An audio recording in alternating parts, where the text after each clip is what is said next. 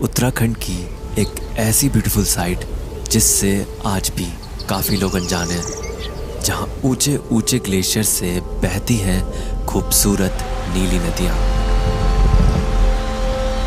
और इन नदियों के साथ में ही बसे हैं कुछ बहुत ही खूबसूरत विलेजेस। देहरादून से 200 किलोमीटर दूर ये जगह है उत्तराखंड की हर्षिल वैली।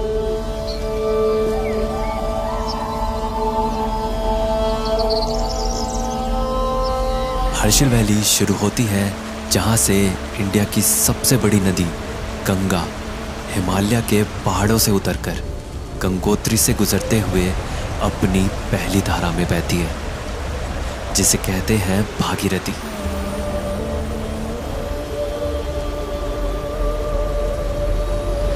और बस इसी खूबसूरत नदी भागीरथी के किनारे है हर्षिल वैली। और सिर्फ नदी ही नहीं, बल्कि ये देवदार के फॉरेस्ट और चारों तरफ से घिरे बर्फ के पहाड़, ये सब एक साथ में ऐसे लगते हैं जैसे कोई बचपन की बनाई पेंटिंग जिंदा हो गई हो।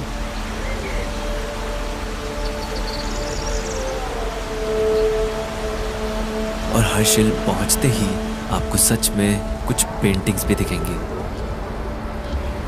जैसे ही आप हर्षिल में एंटर करेंगे तो आपको शांति और सुकून के साथ साथ आपको ना यहाँ पे येलो कलर की बिल्डिंग्स बहुत सारी दिखेंगी। काफ़ी सारी बिल्डिंग्स को येलो पेंट किया हुआ है और उन पे कुछ पेंटिंग्स वगैरह बनाई हुई है। किसी लोकल लेडी का फेस बनाया हुआ है, लोकल कल्चर को दिखाया हुआ है, लोकल लोगों को दिखाया हुआ है, और या फिर वो जो भी एक्टिविटीज़ करते हैं उस टाइप की चीज़ों को दिखाया हुआ है। वो बहुत ही ज़्यादा अच्छा और यूनिक है, यहाँ का एक स्टाइल है जो।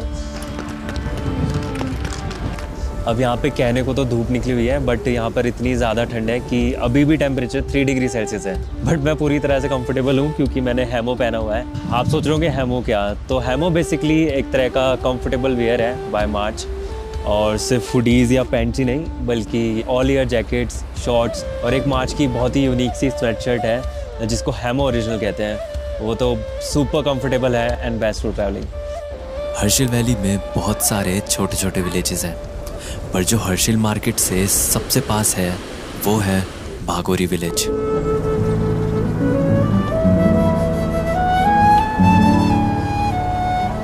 भागोरी विलेज उत्तराखंड की उन कुछ जगहों में से है जहां आपको आज भी लकड़ी से बने घर दिख जाएंगे। करीब 150 लकड़ी के घर जो बड़ी खूबसूरती से एक सीधी लाइन में बने हुए हैं, और हर घर के साथ में है कुछ सेब के पेड़।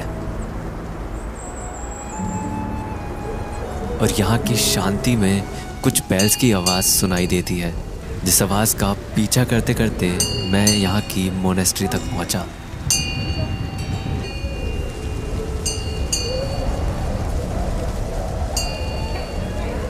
पर जब मैं इस विलेज के अंदर घूमा तो मैंने यहाँ ज़्यादातर घरों में ताले लगे देखे।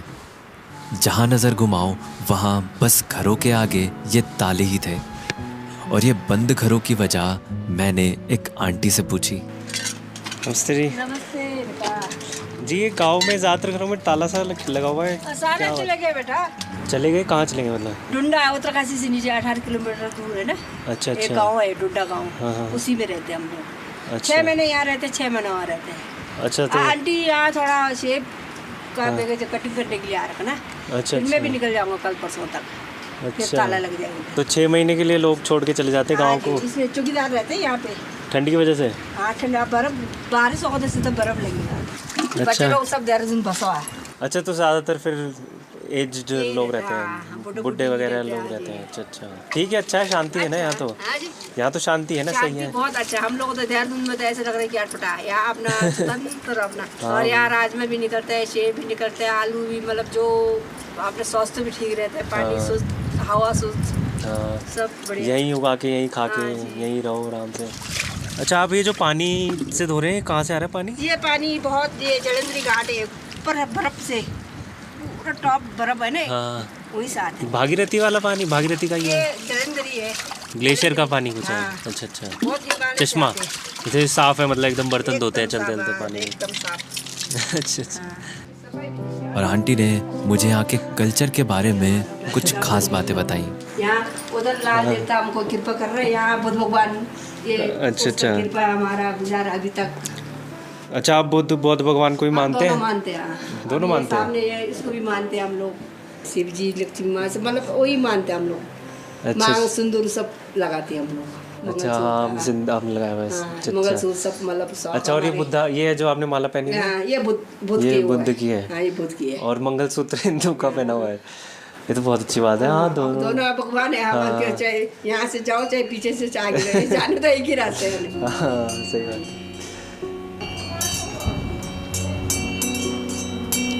इन लोगों के ऐसे विचारों की तरह ही यहाँ मोनेस्ट्री और मंदिर एकदम साथ में बने हुए हैं।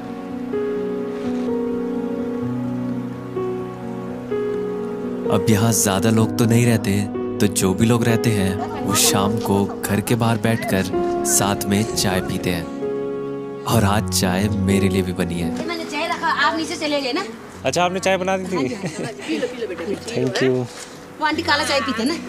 काला चाय? नहीं, वो अच्छा, आंटी अच्छा। काला पीते ना। मैं कृपा लेकर तो लो यहाँ बैठो, हम उधर बैठो। नहीं नहीं नहीं नहीं, आप बैठो बैठो। नहीं नहीं नहीं, ऐसे तो नहीं, आप बैठो बैठो। नहीं नहीं, आप बैठो। हम इधर बैठेंगे। धूप में बैठो, आप कोई नहीं वहाँ पे। हम तो दिन भर धूप में ही तो बैठते हैं। तो आंटी ने ये चाय दी है मुझे। और मुझे पता चला एप्पल्स के साथ साथ यहाँ बहुत टेस्टी एप्रिकॉट्स भी उगते हैं, जो आंटी ने मुझे दिए, जिनको यहाँ लोकली कहा जाता है चुली। अच्छा, इसका एप्रिकॉट का पेड़ कौन सा बता वो रहे थे? कैसे अब झड़ गया पेड़? ये जो है पत्तियाँ हाँ, लग रही ये है पत्ती, इसपे? लाल पत्ती, ओह, वही तो। चाहे आप बागोरी में हो या हर्षिल वैली में कहीं भी, एक चीज जो आपको हर जगह से दिख जाएगी वो है ये खूबसूरत गंगोत्री रेंज।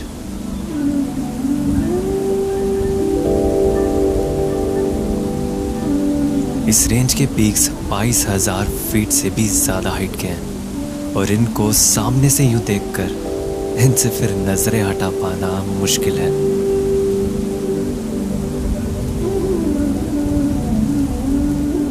चाहे सुबह हो, दिन हो या रात, ये पीक्स हर टाइम पर कुछ अलग ही खूबसूरत दिखती हैं।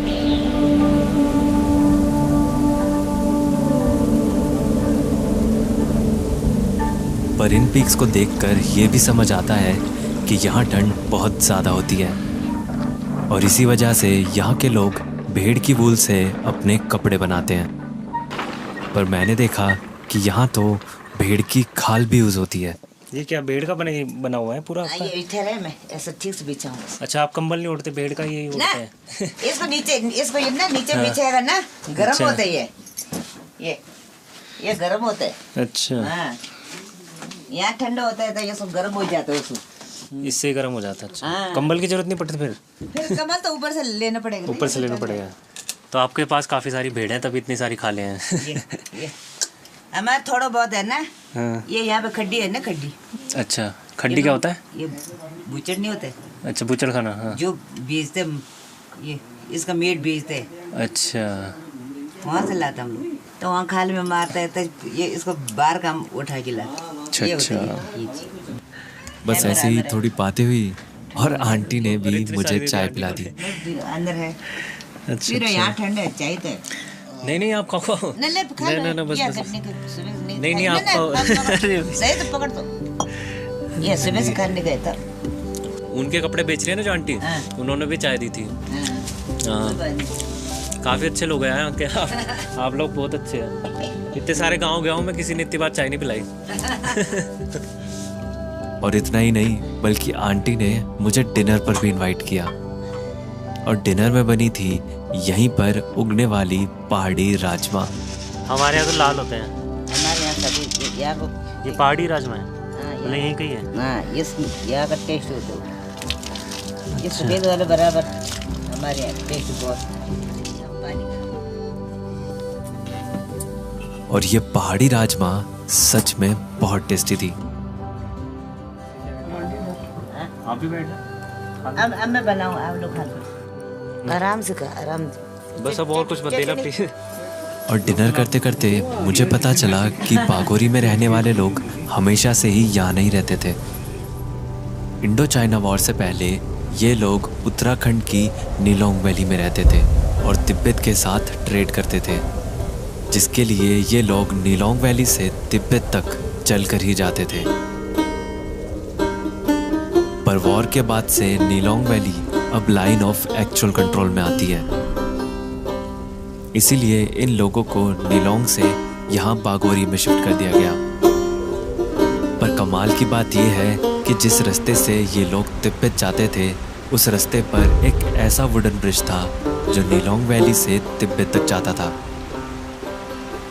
और यहाँ के उस पुराने वुडन ब्रिज तक आज भी ट्रैक करके जा सकते हैं, जिसको कहते हैं गढ़तांगली।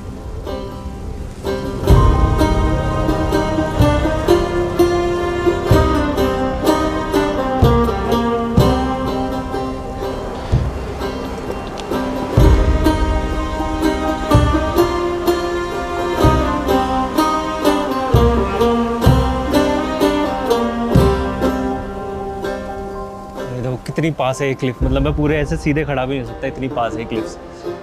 और उसमें से पूरा रास्ता निकला हुआ है जो कि सोचो पूरा तिब्बत तक जाता था इंडिया से। मतलब लोग पैदल ही जाते थे इस रास्ते से, या फिर अपने जानवरों या खच्चर वगैरह के साथ जाते थे। और ये सोल्ट रूट होता था इंडो तिब्बत का। अभी तो बंद हो गया इंडो चाइना वॉर के बाद से, बट ये पूरा तिब्बत तक जाती थी। और सोचो इतने साल पहले इन्होंने इस तरह की क्लिफ्स को काट के इस तरह का रास्ता बनाया था। कितनी ज़्यादा स्पेशल है यार ये जगह, सच में बहुत ज़्यादा अच्छा एक इंजीनियरिंग मार्वल है उस टाइम का। और अभी भी मतलब इस तरह का कुछ स्ट्रक्चर बनाना कितना चैलेंजिंग होगा, और उस टाइम पे बना था इतने साल पहले। मतलब बहुत ज़्यादा अच्छा एक्सपीरियंस है इस पर वॉक करना।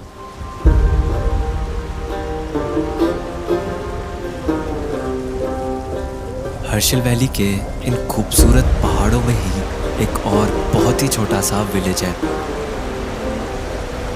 और इसका रास्ता इतना खूबसूरत था कि हर्षिल से इस विलेज तक मैं बस चलकर ही आ गया। अच्छा है, काफ़ी ज़्यादा खूबसूरत नज़ारा है। मतलब आपको और क्या चाहिए, इतने खूबसूरत पेड़ हैं, ये पीक्स स्नो पीक्स हैं, और साइड में रिवर बह रही है एकदम साफ़ क्लीन रिवर एकदम, उसका आवाज़ आती रहेगी पूरे टाइम चलते हुए रास्ते में। और क्या चाहिए तो पैदल ही चलूँगा मैं तो। हर्षिल वैली के इस खूबसूरत विलेज का नाम है मुखवा।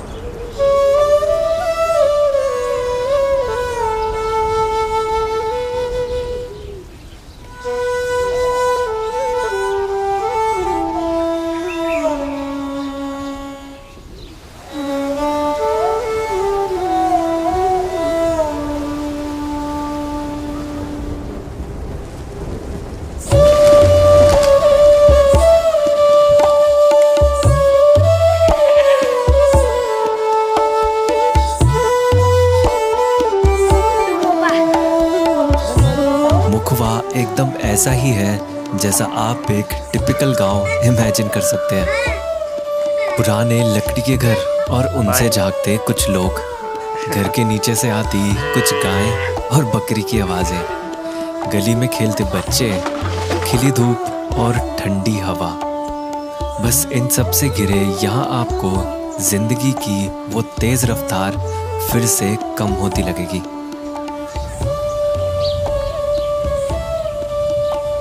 मुखवा का नाम यहाँ के मुखवा मंदिर पर ही है, और ये मंदिर यहाँ के लोगों के लिए बहुत ही खास है, क्योंकि ये है गंगोत्री के बाद गंगा जी या माँ गंगा का दूसरा घर, जिसको यहाँ के लोग गंगा जी का मायका भी बोलते हैं। ये माता का मंदिर है, मायका है यहाँ से, और यहाँ रहते माता का मंदिर मायका कहते हैं इसे? मायका कहते हैं। अच्छा, और यहाँ रहते शीतकाल में। अच्छा। मंदिर के साथ साथ मुखवा भी फेमस है अपने एप्पल्स के लिए। मतलब यहाँ पर इतने सारे सेब के पेड़ हैं कि लोग सारे सेब तोड़ भी नहीं पाते। तो अभी तक सेब हैं इस पे पेड़ पे? हाँ, तोड़ते क्यों नहीं आप? कहाँ जाना उधर? नहीं तो खाने के लिए नहीं यूज़ करते इसे, मतलब खाने के लिए नहीं? क्यों नहीं है खाने के लिए? खाते हैं ना, मतलब लाना खाने के लिए? ना मेरे लिए लाना, मैं तो खाया, नीचे खाया मैंने। खा लिया था? हाँ। वहाँ से नहीं लाती थी, घर पे होंगे। अच्छा। हाँ। तो मतलब ये ऐसे लगे रहने देते हैं आप पेड़ पे? अब नहीं गए होंगे कोई ऊपर ना। अच्छा, इसीलिए वैसी है वो। आपके लिए बहुत आम बात है ऐसे सेब पेड़ पे लगे हुए हैं, हाँ नहीं वो करते ज़्यादा। कोई ज़्यादा नहीं। हाँ मतलब हम लोग तो इतना वो हो जाते हैं ना कि अच्छा सेब लगे हुए पेड़ पे, हाँ एक्साइटेड हम से। लोग नहीं करते उतना ना, क्योंकि अब है होते बहुत सारे बहुत होते हैं, हम लोग उतना वो नहीं करते। बस इतना सा पूछा मैंने और दीदी ने मुझे बहुत सारे सेब ला कर दे दिए। ऐसे पूछ लेता, नहीं नहीं आप रखो, आप खाने से। खाने के लिए हमारे ना, हाँ तो आप खाओ उसे, मतलब आप रखो, आपके काम आएगा ना खाने का सामान आपका। हमारा है, हमारे पास बहुत है। नहीं नहीं थैंक, आंटी को खिला दो, आंटी को खिलाओ। आप भी खाओ, सब खाओ आप। ऊपर दो तो जरा क्या ये बढ़िया सेब होती हाँ है। एक ले लूँगा मैं, एक ले लूँगा। सेब खाओ, सबकी सेब की पार्टी हो गई। घुमाने लाए थे, आप तो खा ही नहीं रहे। नहीं नहीं तो मैं कहाँ इतना सारा खाऊंगा। आप लोग खाओ ना। हम लोग खाते रहते। हाँ दे दो कैमरे से, हाँ मैं खा रहा हूँ। खूब खाओ, जम के खाओ। ठीक है दीदी, थैंक यू हाँ सेब के लिए। मुझे नहीं लगता यहाँ के इन गांव से कोई भी खाली हाथ जा सकता है।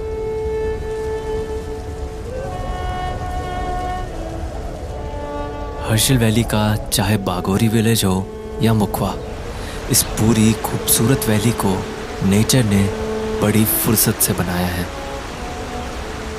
पर इन पहाड़ों को घर यहाँ रहने वाले लोग ही बनाते हैं। अच्छा आपने चाय बना दी थी? Thank you. और इन्हीं लोगों के बसाए इस छोटे से घर में आकर हम सब भी हिमालय की गहराइयों में बसी ये खूबसूरत वादियां देख पाते हैं।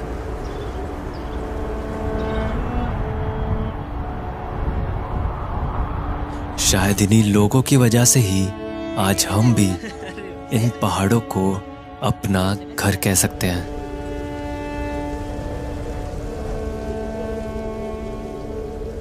ठीक है आंटी, नमस्ते। फिर आना कल घूमने। Thank you so much uncle. ओ फिर शाम को आना चाय पीने के लिए, ठीक है।